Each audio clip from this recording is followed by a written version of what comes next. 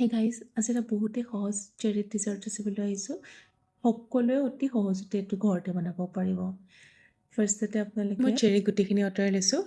Then এখন কেৰাহী লৈ পেলাই তাত চেৰিখিনি এনেকৈ দি দিছোঁ। তাত অলপমান মই লেমন এড কৰিম আৰু ইয়াতে মই 2 স্পুন অফ চুগাৰ এড কৰিছোঁ। মই 1 স্পুন কৰ্ণষ্টাৰ পানীত মিক্স কৰি এড কৰিম আৰু এইখিনি তেতিয়ালৈকে ভাজিম যেতিয়ালৈকে এইখিনি মেল্ট হৈ নাযায়।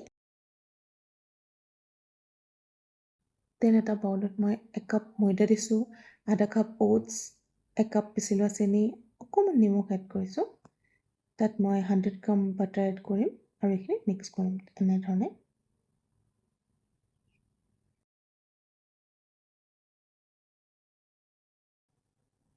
এইখিনি 80% আমি এনেকৈ ছেট কৰিম আৰু 20% আমি ছাইড কৰি ৰাখি দিম।